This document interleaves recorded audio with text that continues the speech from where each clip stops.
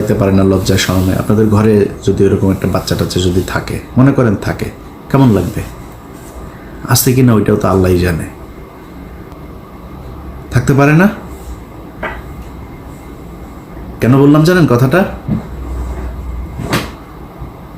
আলেপের কথা মনে আছে? আমার এই চ্যানেলে একটু পিছনে যায় ভিডিওগুলো দেখেন। এই পুলিশ অফিসার এক ব্যক্তিকে ধরে তার স্ত্রীকে তার স্বামীর ক্রসফায়ারের ভয় দেখিয়ে রোজা ভাঙিয়ে রোজার মাসে তারপরে ধর্ষণ করেছে। দেখেছেন আমার এই চ্যানেলে ভিডিওটা? এরকম 16 জন আমাদের বাংলা এডিশন অফিসে গিয়েছিল। তো বাংলা এডিশনের কাছে যারা গিয়েছে ওরা তথ্য দিতে চায়, নাম টাম বলার পারমিশন দিচ্ছেন। তা বললাম নাম টাম কিছু যদি না বলি, কোনো পুলিশের নাম বলতে দিবেন না, ওরা লজ্জায় কারণে বলতে চায় না।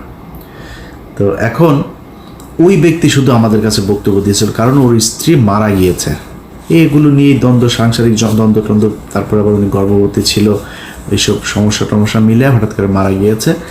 স্বামী স্ত্রীর মধ্যে এটা নিয়ে খুব খারাপ পরিস্থিতি চলছিল, মারা গিয়েছে। সে লোকের কথা শোনেন নাই? ওই লোকের স্ত্রীকে এইভাবে জোর করে ধর্ষণ করেছে। আমরা তো জানি না আরো কত মানুষের স্ত্রীকে এইভাবে ধর্ষণ করেছে যারা আমাদের কাছ পর্যন্ত পৌঁছাইতে পারেনি। আপনি মাফ করে দেওয়ার কে? তাদের কাছে জিজ্ঞেস করেছেন? ভারত গেল 15 বছরে যা করেছে সেটার শাস্তি হতে হবে। শুধু শাস্তি না, সারা জীবনের জন্য তাদেরকে নিষিদ্ধ করতে হবে। আপনি 2 দিনের মাথায় মাফ করে দেন। খিলগাঁয়ের জনির কথা মনে আছে? বুকে গুলি কয়টা? 19 গুলি নিয়ে তারপরে মরতে হয়েছিল। ছোট বাচ্চা। তবে বাচ্চার কাছে গিয়ে জিজ্ঞেস করেছেন যে ওর বাপের এই হত্যাকাণ্ডকে সে মাফ করেছে কিনা? সারা দেশে সেই 5ই মে থেকে শুরু করে বিভিন্ন সময় এই দেশে গণহত্যা চালিয়েছে। ঠিক যখন আপনি কথাটা বলছিলেন তার 1 মাস আগে, 15 দিন আগে একটা গণহত্যা চালিয়েছে। আপনি তাদেরকে মাফ করে দিচ্ছেন এত তাড়াতাড়ি। নিশ্চয়ই চাচা মিয়া ভিডিও টিডিও কোনো মমতাজ কারোর সাথে মনে হয় আকাম কুকামের কোনো ভিডিও আপনার আছে আওয়ামী লীগের কাছে বা রয়ের কাছে। এই জন্য আপনি বক্তব্য দিতে বাধ্য হয়েছেন। ওইটা আপনার বক্তব্য হওয়ার কথা না। আমি একজন মানুষ হিসাবে, সুস্থ মস্তিষ্কের একটা মানুষ হিসাবে এটা আমি মনে করি না। হয় আমি পাগল হয়ে গিয়েছি, নাইলে আপনার কোনো ভিডিও টিডিও কিছু একটা আছে, নাইলে আপনি মাফ করতে পারেন না। আপনাদের অনেকের খারাপ লাগতে পারে ভাই, এই দেশের এই জামাত ইসলামীর কারণে। আমি সরাসরি বলি, ধরেন আমি কয়দিন আগে ওই যে বিরিয়ানি আলম সাহেব বলেছিলেন, তার সাথে আমার ওয়াশিংটনে আমরা মুশফিক ভাই এরা কয়েকজন ছিলাম একটা প্রেস ব্রিফিংয়ে এখানে। তো আমার জিজ্ঞেস করছিল যে আপনি নির্বাচন হলে কারে ভোট দেন? বলে নির্বাচন হলে জামাত ইসলামরে ভোট দেবো। এখনও এটা প্রকাশ্যে, মানে এটা আমি যেটা বলি আমি সবার সাথে কথা ওইভাবেই বলি। বলছে জামাত ইসলামরে দেবো। বলছে কেন জামাত ইসলামরে কেন দেবেন? বললাম জামাত ইসলাম বিএনপি দুইটা আমার কাছে সমান্তরাল, কিন্তু যেহেতু ওরা ইসলামটাকে একটু প্রিফার করে তো আমি এই কারণে জামাত ইসলামকেই ভোটটা দিব, বাট আমি বিএনপিকেও পছন্দ করি। এখনও বলছি এই এক কারণে জামাত ইসলামের প্রতি মানুষের যে দুর্বলতা, এইটার কারণে বিএনপির চাইতে আপনারা অনেকেই হয়তো জামাত ইসলামের অনেকে, আমার তো মানুষ জামাত ইসলামই মনে করে, তো কালকে হয়তো মনে করছে আরে ইলিয়াস কি সমস্যা, কি ইলিয়াস তো দেই জামাতও করেনি, তাহলে আসলে করে কোন দল? এখন আমি জামাত করি না, কিন্তু বিএনপির লোকজন কিন্তু আমার জামাত বানায়। এই যে জামাত বলা হয় এটার কারণ কি জানেন? এটার কারণ হচ্ছে ওই যে ধর্মীয় কথাবার্তা বলি। যখন অফিসে জব করতাম ইটিভিতে, রোজা রাখতাম। রোজা রাখাই তো আবার মাঝে মধ্যে ধরেন শুক্রবারে নামাজ টামাজ পড়ার জন্য সময় চাইতাম অফিসে। এই তো জঙ্গি, তো মানে শিবিরের লোক। আবার ওই হরতালের সময় শিবিরের ওই ফুটেজ যেগুলো আমি তাড়াতাড়ি পাইতাম আর কি, আমার কাছে এই তথ্য আমি সোর্স মেনটেন করতাম। মনে করেন ওর সাথে ও এত ফুটেজ পায় কেমনে, কোথায় ভাঙচুর হয় এটাও জানে কেমনে। এইটাও আর একটা কারণ। আমি একা না, আপনি বিএনপির সাথে বলবেন যে আমি বিএনপি করি বলে এই বা মানে বিএনপির কিছু দেখি না এটা বলে আপনি পাওয়ার সুযোগ নাই। কারণ বিএনপির সাথে আপনার অনেকগুলো জায়গায় পার্থক্য আছে, যে পার্থক্যটা আপনাকে মেনটেন করতে হবে। যে পার্থক্যগুলো কি? আবরার ফাহাদ বলেছিল সে শিবির করে, আবরার ফাহাদকে হত্যা করা হয়েছে শিবির সন্দেহে, জানেন না? আমি বেতন পেয়েছি, 23,000 টাকা বেতন পাই মাত্র। তখন বেতনের পুরো টাকাটা নিয়ে তারপরে যে কোনো জামাত ইসলামের কোনো একটা জায়গায় দিয়ে এসছি। এটা একটা রসিদ ছিল, সেই রসিদটা আমার ডয়ারে ছিল, 23,000 টাকার একটা রসিদ। 23,800 টাকা বেতন পাইতাম তখন, 800 রেখে দিয়েছিলাম, 23,000 টাকার রসিদটা দিয়েছিলাম। তো আমি যেহেতু ঢাকা শহরে আমার যেহেতু মানে নিজের বাবার বাড়িটাই আছে, আমার যেহেতু মানে ভাড়া দিতে হয় না, আমি অফিসে অন্যদের চাইতে একটু রিল্যাক্স থাকতাম, কোনো বাজার টাজার কোনো কিছু আমার কোনো ঝামেলা ছিল না। তো আমি ওই টাকাটা দিয়েছিলাম। তো আমি ইটিভি থেকে আমাকে যখন এই চেয়ারম্যান যখন জেলখানায় গেল, তখন আমার ড্রয়ার তো আমি কোনো জিনিসপত্র কিছু নিয়ে আসার সুযোগ পাই নাই, আমি আর অফিসে যাইনি, আমার ওইখানেই খুঁজে টুজে এগুলো পেয়েছিল। ওই রসিদটা নিয়ে ডিবির মনিরের কাছে দিয়ে এসেছিল আমাদের 21 টেলিভিশনের অখিল পোদ্দার। আমার অনেক ঝামেলা হয়েছে ভাই, শুধুমাত্র এই জামাতের পক্ষে কথা বলা কিংবা জামাতের মতো করে কথা বলার কারণে। এই দায় আপনাদেরকে নিতে হবে। আবরার ফাহাদ মারা গিয়েছে, এই দায় আপনাকে নিতে হবে। আপনি ইসলাম নিয়ে রাজনীতি করেন, এই জন্য আপনার নামে যাদেরকে ফজরের নামাজ পড়তে যাওয়ার কারণে জঙ্গি বানিয়ে শিবির ট্যাগ দিয়ে তারপরে ফাঁসি দেওয়া হয়েছে, ক্রসফায়ার দেওয়া হয়েছে, যাদের স্ত্রীদেরকে ধর্ষণ করা হয়েছে, এর সব দায় জামাত ইসলামকে নিতে হবে। এই জন্য আপনার দায় অনেক বেশি বিএনপির চাইতে। বিএনপি তো ভাই খালি খালেদা জিয়া, তারেক রহমান, জিয়া পরিবার বাদ দিলে বিএনপির 90% মানুষের সাথে আওয়ামী লীগের কোনো পার্থক্য নাই। আপনি যদি নাকি এই ভারতের ইস্যুটার সামনে নিয়ে এসে যদি বলেন, ভাই বিএনপির বহু মানুষ আছে। এই যে সালাউদ্দিন দেখেন না, সালাউদ্দিন ইন্ডিয়াতে ধরে নিয়ে গিয়েছিল, আমরা জানি, ধরে নিয়ে যে তাকে গুম করেছিল, ওই গুম হয় নাই, ওই বাংলাদেশের মানুষের গুম করছিল। ইন্ডিয়াতে বসে সে আমাদের সাথে ফোনে কথা বলে, আমার সাথে অনেকবার কথা হয়েছে, ইন্ডিয়াতে বসে থেকে কথা বলে আমার সাথে, অনেক ইনস্ট্রাকশন দিত, ভাই এরকম করো, এরকম এই সেই। আমি খুব অবাক হইতাম যে ইন্ডিয়াতে বসে সে কথা বলে, তারে কিছু বলে না। তখন কিন্তু আমরা এটা নিয়ে আলোচনা করতাম যে সমস্যা, এরা আসলে ইন্ডিয়া নিয়ে গিয়েছে ভাব ধরানোর জন্য, সে আসলে রয়েরই লোক, ওইখানে নিয়ে তাকে ট্রেন আপ করা হচ্ছে বিএনপিকে যাতে সে দেশে গিয়ে তারপরে সার্ভিসটা দিতে পারে। সেই সার্ভিস এখন এসালম টেসালম এদের সবাইকে বাঁচায় সালাউদ্দিন সাহেব দিচ্ছেন। তো বিএনপিরে যদি আপনি তারেক রহমান, খালেদা অর্থাৎ জিয়া পরিবারের বাদ দেন, আমি জানি না ভাই কয়জন খুঁজে পাবেন সেখানে ইন্ডিয়ান লোক। মির্জা ফখরুল এই দলের দ্বিতীয় পার্সন, তার মতো লোক ভারতীয় এজেন্ট। এরপরে আর কে কোথায় আছে আমরা জানি না, এটা নিয়ে আজকে কথা বলছি না, যেহেতু আজকে ওইটা বাদ। তো মানুষের প্রত্যাশা জামাত ইসলামের উপরে অনেক বেশি, বিশেষ করে ভারতের ক্ষেত্রে, কারণ ভারতের সাথে আপনারা 71-এ হেরেছেন। এই গত কয়েক বছরে আপনাদের কয়েকজনকে হত্যা করা হয়েছে। 15 বছর আপনাদের যেসব শিবিরের ছেলে পেলে আছে, জামাতের লোকজন আছে, তাদেরকে প্রচণ্ড কষ্ট নির্যাতন সহ্য করতে হয়েছে। এই কষ্ট আপনাদের উপরের এই তাহের ঠাকুরের মতো, এই তাহের মিয়ার মতো এরকম 2-4 জন রয়ের এজেন্টকে নিয়ে আপনি এই পুরো দেশের সব মানুষকে বিপদে ফেলতে পারেন না। জামাতে ইসলামকে নিয়ে অনেক কিছু বলার মতো সুযোগ ছিল, কিচ্ছু বলি নাই। আপনি জানেন এটিএম আজহার এখনো পর্যন্ত জেলখানায় আছে। বাংলাদেশের মানুষকে বিষয়টা বলি, কেন আছে জেলে জানেন? জেলে আছে জামাত ইসলামের কয়েকজন নেতার কারণে। তারা ইচ্ছা করে তাকে জেলখানায় রেখেছে, তারা চায় না সে ছাড়া পাক।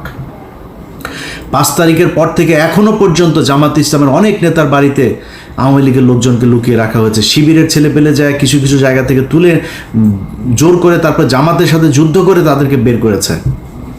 জামাত ইসলামের সাথে শিবিরের একদম খুব স্পষ্ট কিছু দ্বন্দ্ব, তারা সেই বিষয়গুলো বাইরে আসতে দেয় নাই, কিন্তু সেই দ্বন্দ্বগুলো এখন প্রকাশ পাচ্ছে। জামাত ইসলাম, ইসলামী ছাত্র শিবির থেকে শুরু করে যারা এই দলের সমর্থক কর্মী, যারা যেখানে আছেন, আপনারা যদি মনে করেন ভাই সন্তোষ শর্মার মতো লোককে এরকম একটা জায়গায় বাংলাদেশ জামাতে ইসলামী আজকের মূল ভিডিওটা মূলত তাদেরকে নিয়েই, যারা পূর্ব পাকিস্তান থেকে বাংলাদেশ হোক সেটা চায় নাই। মূলত তারা এই দেশে যে স্বাধীনতা পরবর্তী সময় সেই দেশে বসবাসের অযোগ্য, তারা বাংলাদেশের একটা অপশক্তি, পাকিস্তানি অপশক্তি। তাদের এই দেশে না রাজনীতি তো পরের কথা, ওই নামে এবং ওই ব্যক্তিরা এই দেশের নাগরিকত্ব পাওয়ার, তাদের আমি মনে করি মরণোত্তর নাগরিকত্ব বাতিল করা উচিত, কারণ তারা এই দেশে স্বাধীনতা চায় নাই।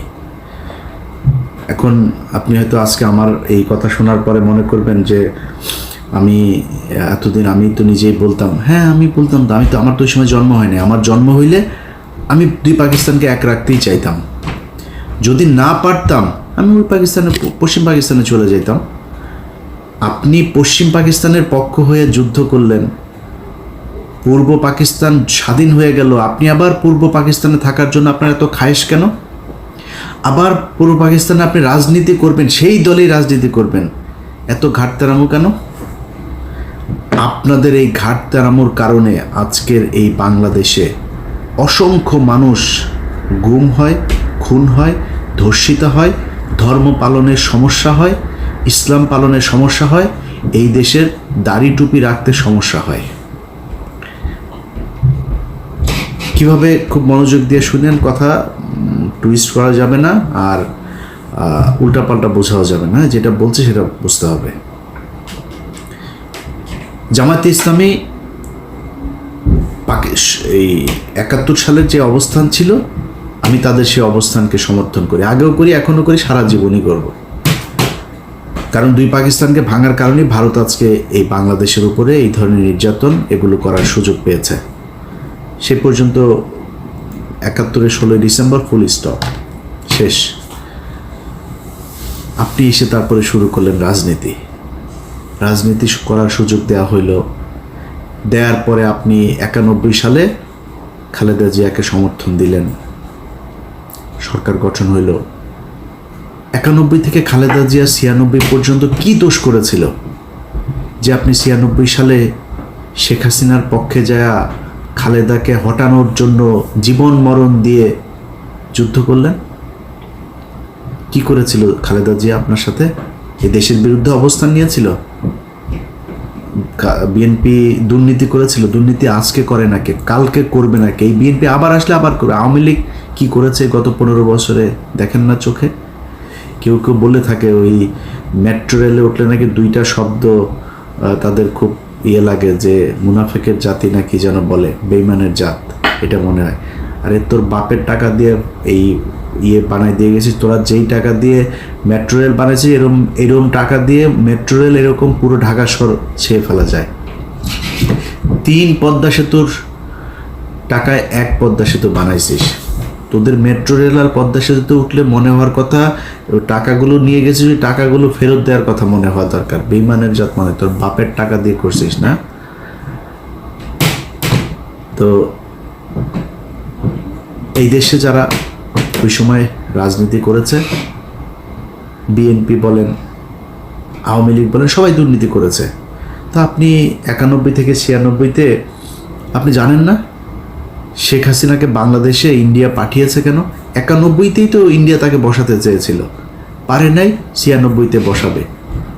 আপনার এইটুক দূরদর্শিতা মানে নিচে চুল গজায় নেয় আপনার, যে আপনি বুঝেন না যে হাসিনাকে দিয়ে তারপরে এই দেশটাকে ভারত নিয়ন্ত্রণ করবে। হাসিনার পক্ষ যা করলেন, 2 দিন পরে আবার ভাতার পাল্টাইলেন, ওই ভাতার আর ভাল লাগে না, ভাতার পাল্টায় আবার ফের খালেদা জিয়ার কাছে আসলেন, এসে তারপরে পায়েটায় ধইরা তারপরে জোট করলেন, করে আবার ক্ষমতায় বসলেন। ক্ষমতায় বসার পরে এরপরে দেশ চালাইলেন। দেশ চালানোর সময়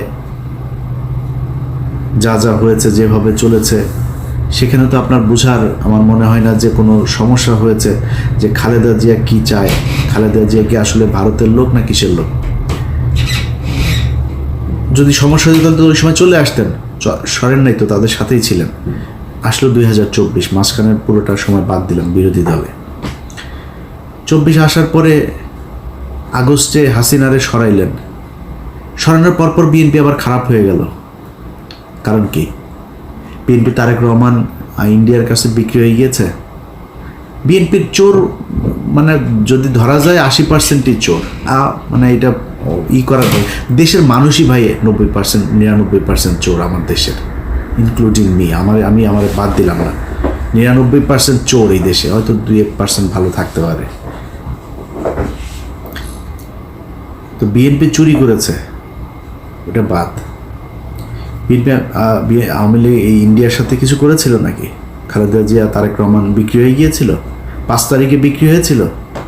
তো 5 তারিখের পরে বিএনপি খারাপ হয়ে গেল কেন হঠাৎ আপনার কাছে? আপনার বাল গজায় নাই যে এই আপনি যদি বিএনপির সাথে দ্বন্দ্ব করেন তাইলে ইন্ডিয়া আবার এখানে ঢুকবে? আচ্ছা, আপনি বললেন যে আপনি কি সবাই মাফ করে দিয়েছেন আপনি আওয়ামী লীগকে। চাচার সমস্যা কি?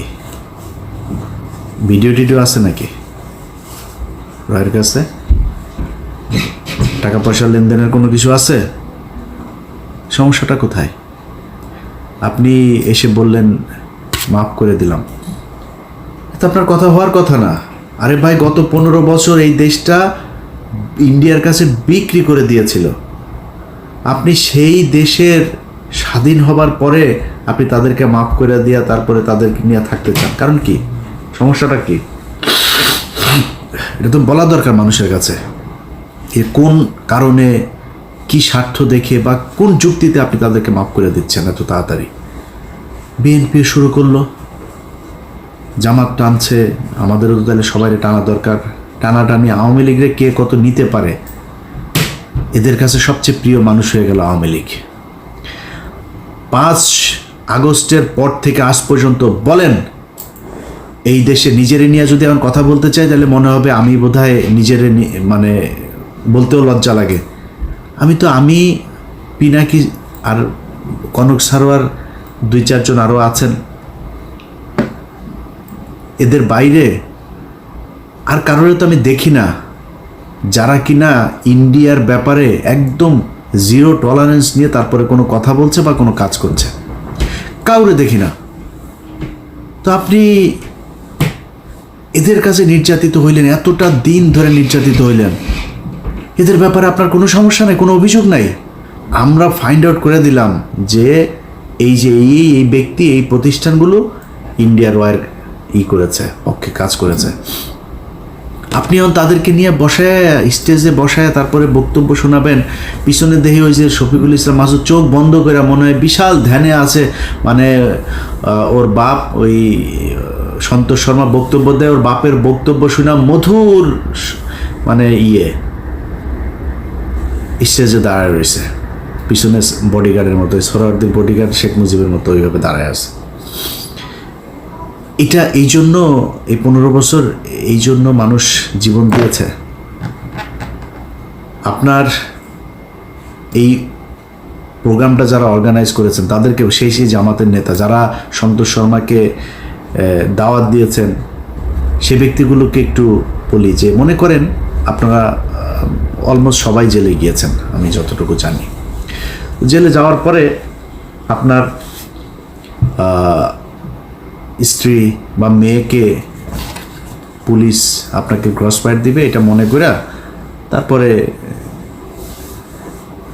ধর্ষণ করেছে, ধর্ষণ করে পেটে বাচ্চাও দিয়ে দিয়েছে। অ্যাবর্শন তো আর করাইতে পারে না লজ্জায় শরমে। আপনাদের ঘরে যদি এরকম একটা বাচ্চা টাচ্চা যদি থাকে, মনে করেন থাকে, কেমন লাগবে? আসতে কিনা ওইটাও তো আল্লাহই জানে। থাকতে পারে না? কেন বললাম জানেন কথাটা? আলেপের কথা মনে আছে? আমার এই চ্যানেলে একটু পিছনে যায় ভিডিওগুলো দেখেন। এই পুলিশ অফিসার এক ব্যক্তিকে ধরে তার স্ত্রীকে তার স্বামীর ক্রস ফায়ারের ভয় দেখিয়ে রোজা ভাঙিয়ে রোজার মাসে তারপরে ধর্ষণ করেছে। দেখেছেন আমার এই চ্যানেলে ভিডিওটা? এরকম 16 জন আমাদের বাংলা এডিশন অফিসে গিয়েছিল। তো বাংলা এডিশনের কাছে যারা গিয়েছে ওরা তথ্য দিতে চায়, নাম টাম বলার পারমিশন দিচ্ছেন। তা বললাম নাম টাম কিছু যদি না বলি, কোনো পুলিশের নাম বলতে দিবেন না, ওরা লজ্জায় কারণে বলতে চায় না। তো এখন ওই ব্যক্তি শুধু আমাদের কাছে বক্তব্য দিয়েছিল, কারণ ওর স্ত্রী মারা গিয়েছে। এগুলো নিয়ে দ্বন্দ্ব, সাংসারিক দ্বন্দ্ব টন্দ্ব, তারপরে আবার উনি গর্ভবতী ছিল, এইসব সমস্যা টমস্যা মিলে হঠাৎ করে মারা গিয়েছে। স্বামী স্ত্রীর মধ্যে এটা নিয়ে খুব খারাপ পরিস্থিতি চলছিল, মারা গিয়েছে। সে লোকের কথা শোনেন নাই? ওই লোকের স্ত্রীকে এইভাবে জোর করে ধর্ষণ করেছে। আমরা তো জানি না আরো কত মানুষের স্ত্রীকে এইভাবে ধর্ষণ করেছে যারা আমাদের কাছ পর্যন্ত পৌঁছাইতে পারেনি। আপনি মাফ করে দেওয়ার কে? তাদের কাছে জিজ্ঞেস করেছেন? ভারত গেল 15 বছরে যা করেছে সেটার শাস্তি হতে হবে, শুধু শাস্তি না, সারা জীবনের জন্য তাদেরকে নিষিদ্ধ করতে হবে। আপনি 2 দিনের মাথায় মাফ করে দেন। খিলগাঁয়ের জনির কথা মনে আছে? বুকে গুলি কয়টা? 19 গুলি নিয়ে তারপরে মরতে হয়েছিল, ছোট বাচ্চা। তবে বাচ্চার কাছে গিয়ে জিজ্ঞেস করেছেন যে ওর বাপের এই হত্যাকাণ্ডকে সে মাফ করেছে কিনা? সারা দেশে সেই 5ই মে থেকে শুরু করে বিভিন্ন সময় এই দেশে গণহত্যা চালিয়েছে। ঠিক যখন আপনি কথাটা বলছিলেন তার 1 মাস আগে, 15 দিন আগে একটা গণহত্যা চালিয়েছে। আপনি তাদেরকে মাফ করে দিচ্ছেন এত তাড়াতাড়ি। নিশ্চয়ই চাচা মিয়া ভিডিও টিডিও কোনো মমতাজ টমতাজ কারোর সাথে মনে হয় আকাম কুকামের কোনো ভিডিও আপনার আছে আওয়ামী লীগের কাছে বা রয়ের কাছে, এই জন্য আপনি বক্তব্য দিতে বাধ্য হয়েছেন। ওইটা আপনার বক্তব্য হওয়ার কথা না। আমি একজন মানুষ হিসাবে, সুস্থ মস্তিষ্কের একটা মানুষ হিসাবে এটা আমি মনে করি না। হয় আমি পাগল হয়ে গিয়েছি, নাইলে আপনার কোনো ভিডিও টিডিও কিছু একটা আছে, নাইলে আপনি মাফ করতে পারেন না। আপনাদের অনেকের খারাপ লাগতে পারে ভাই, এই দেশের এই জামাত ইসলামীর কারণে আমি সরাসরি বলি, ধরেন আমি কয়েকদিন আগে ওই যে বিরিয়ানি আলম সাহেব বলেছিলেন, তার সাথে আমার ওয়াশিংটনে আমরা মুশফিক ভাই টশিক ভাই এরা কয়েকজন ছিলাম একটা প্রেস ব্রিফিংয়ে এখানে। তো আমার জিজ্ঞেস করছিল যে আপনি নির্বাচন হলে কারে ভোট দেন? আমরা নির্বাচন হলে জামাত ইসলামরে ভোট দেবো। এখনও এটা প্রকাশ্যে, মানে এটা আমি যেটা বলি আমি সবার সাথে কথা ওইভাবেই বলি। বলছি জামাত ইসলামে দেবো। বলছে কেন জামাত ইসলামে কেন দেবেন? বললাম জামাত ইসলাম বিএনপি দুইটা আমার কাছে সমান্তরাল, কিন্তু যেহেতু ওরা ইসলামটাকে একটু প্রিফার করে তো আমি এই কারণে জামাত ইসলামকেই ভোটটা দিব, বাট আমি বিএনপিকেও পছন্দ করি। এখনও বলছি এই এক কারণে জামাত ইসলামের প্রতি মানুষের যে দুর্বলতা, এইটার কারণে বিএনপির চাইতে আপনারা অনেকেই হয়তো জামাত ইসলামের, অনেকে আমার তো মানুষ জামাত ইসলামই মনে করে, তো কালকে হয়তো মনে করছে আরে ইলিয়াস এই কী সমস্যা, কি ইলিয়াস তো দেই জামাতও করেনি, তাহলে আসলে করে কোন দল? এখন আমি জামাত করি না, কিন্তু বিএনপির লোকজন কিন্তু আমার জামাত বানায়।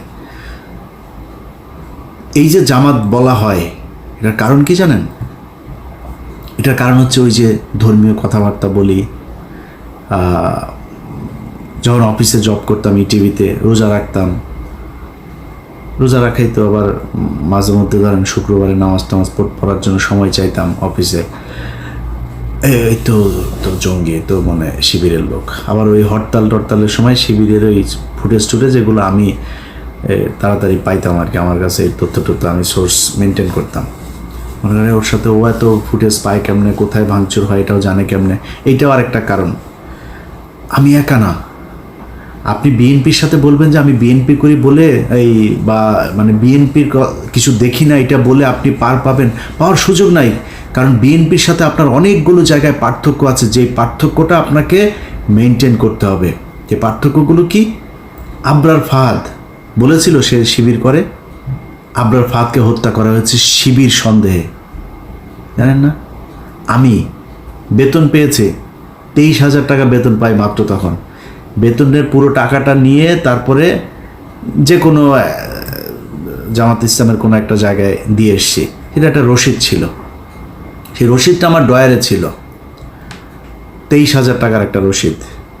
23,800 টাকা বেতন পাইতাম তখন, 800 রেখে দিয়েছিলাম, 23,000 টাকার রসিদটা দিয়েছিলাম।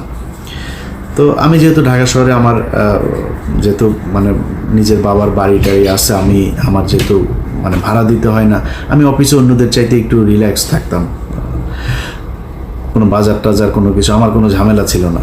তো আমি ওই টাকাটা দিয়েছিলাম। তো আমি ইটিভি থেকে যখন আমাকে যখন এই চেয়ারম্যান যখন জেলখানায় গেল, তখন আমার ড্রয়ার তো আমি কোনো জিনিসপত্র কিছু নিয়ে আসার সুযোগ পাইনি, আমি আর অফিসে যাইনি। আমার ওইখানেই খুঁজে টুজে এগুলো পেয়েছিল।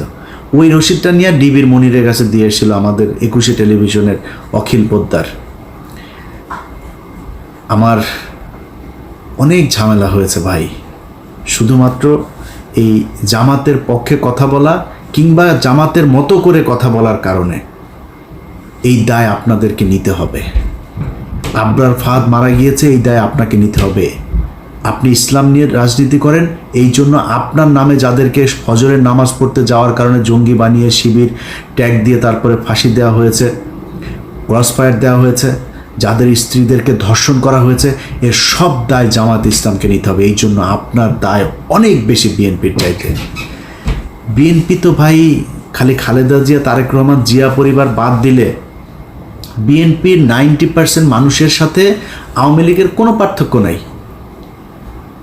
আপনি যদি নাকি এই ভারতের ইস্যুটার সামনে নিয়ে এসে যদি বলেন, ভাই বিএনপির বহু মানুষ আছে। এই যে সালাউদ্দিন দেখেন না, সালাউদ্দিন ইন্ডিয়াতে ধরে নিয়ে গিয়েছিল, আমরা জানি, ধরে নিয়ে যে তাকে গুম করেছিল, ওই গুম হয় নাই, ওই বাংলাদেশের মানুষের গুম করছিল। ইন্ডিয়াতে বসে সে আমাদের সাথে ফোনে কথা বলে, আমার সাথে অনেকবার কথা হয়েছে, ইন্ডিয়াতে বসে থেকে কথা বলে, আমার সাথে অনেক ইনস্ট্রাকশন দিত, ভাই এরকম করো, এরকম এই সেই। আমি খুব অবাক হইতাম যে ইন্ডিয়াতে বসে সে কথা বলে, তারে কিছু বলে না। তখন কিন্তু আমরা এটা নিয়ে আলোচনা করতাম যে সমস্যা, এরা আসলে ইন্ডিয়া নিয়ে গিয়েছে ভাব ধরানোর জন্য, সে আসলে রয়েরই লোক, ওইখানে নিয়ে তাকে ট্রেন আপ করা হচ্ছে বিএনপিকে, যাতে সে দেশে গিয়ে তারপরে সার্ভিসটা দিতে পারে। সেই সার্ভিস এখন এসালম টেসালম এদের সবাইকে বাঁচায় সালাউদ্দিন সাহেব দিচ্ছেন। তো বিএনপিরে যদি আপনি তারেক রহমান, খালেদা অর্থাৎ জিয়া পরিবারের বাদ দেন, আমি জানি না ভাই কয়জন খুঁজে পাবেন সেখানে ইন্ডিয়ান লোক। মির্জা ফখরুল এই দলের দ্বিতীয় পার্সন, তার মতো লোক ভারতীয় এজেন্ট। এরপরে আর কে কোথায় আছে আমরা জানি না, এটা নিয়ে আজকে কথা বলছি না, যেহেতু আজকে ওইটা বাদ। তো মানুষের প্রত্যাশা জামাত ইসলামের উপরে অনেক বেশি, বিশেষ করে ভারতের ক্ষেত্রে, কারণ ভারতের সাথে আপনারা 71-এ হেরেছেন। এই গত কয়েক বছরে আপনাদের কয়েকজনকে হত্যা করা হয়েছে। 15 বছর আপনাদের যেসব শিবিরের ছেলে পেলে আছে, জামাতের লোকজন আছে, তাদেরকে প্রচণ্ড কষ্ট নির্যাতন সহ্য করতে হয়েছে। এই কষ্ট আপনাদের উপরের এই তাহের ঠাকুরের মতো, এই তাহের মিয়ার মতো এরকম 2-4 জন রয়ের এজেন্টকে নিয়ে আপনি এই পুরো দেশের সব মানুষকে বিপদে ফেলতে পারেন না। জামাতে ইসলামকে নিয়ে অনেক কিছু বলার মতো সুযোগ ছিল, কিচ্ছু বলি নাই। আপনি জানেন এটিএম আজহার এখনো পর্যন্ত জেলখানায় আছে। বাংলাদেশের মানুষকে বিষয়টা বলি, কেন আছে জেলে জানেন? জেলে আছে জামাত ইসলামের কয়েকজন নেতার কারণে। তারা ইচ্ছা করে তাকে জেলখানায় রেখেছে, তারা চায় না সে ছাড়া পাক। 5 তারিখের পর থেকে এখনো পর্যন্ত জামাত ইসলামের অনেক নেতার বাড়িতে আওয়ামী লীগের লোকজনকে লুকিয়ে রাখা হয়েছে। শিবিরের ছেলে পেলে যায় কিছু কিছু জায়গা থেকে তুলে জোর করে তারপর জামাতের সাথে যুদ্ধ করে তাদেরকে বের করেছে। জামাত ইসলামের সাথে শিবিরের একদম খুব স্পষ্ট কিছু দ্বন্দ্ব, তারা সেই বিষয়গুলো বাইরে আসতে দেয় নাই, কিন্তু সেই দ্বন্দ্বগুলো এখন প্রকাশ পাচ্ছে। জামাত ইসলাম, ইসলামী ছাত্র শিবির থেকে শুরু করে যারা এই দলের সমর্থক কর্মী, যারা যেখানে আছেন, আপনারা যদি মনে করেন ভাই সন্তোষ শর্মার মতো লোককে এরকম একটা জায়গায় জায়গা দিয়ে জামায়াতে ইসলাম ভালো কাজ করেছে এবং আপনারা সেটাকে সমর্থন দেবেন, আমার কোনো সমস্যা নাই। কিন্তু আজকের পর থেকে জামায়াতে ইসলামকে কোনো জায়গায় কোনোভাবে ছাড় দিয়ে ইলিয়াস হোসাইন কথা বলবে না। আপনাদের সম্মান থাকলো কি না থাকলো যায়ও না, আসেও না, কারণ এই জামায়াতে ইসলাম আর আওয়ামী লীগের মধ্যে কোনো পার্থক্য নাই। ওরা ভারতীয় চর, তোমরা পাকিস্তানি চর। আমরা পাকিস্তানের সাথে প্রচণ্ড ভালো সম্পর্ক রাখতে চাই, কিন্তু তুমি পাকিস্তানের হয়ে এই দেশের বিরুদ্ধে, মানুষের বিরুদ্ধে যুদ্ধ করে তারপরে এই দেশে এসে রাজনীতি করবা, রাজনীতি করতে এসে যখন যার দিকে মনে চায় তার পক্ষ হয়ে কাজ করবা, আর তোমারে আমরা কোলে তুলা তুলা নাচবো, এটা মনে করার কোনো কারণ নাই। এই কারণেই আজকের ভিডিওতে সব শেষ যেটা বলতে চাই,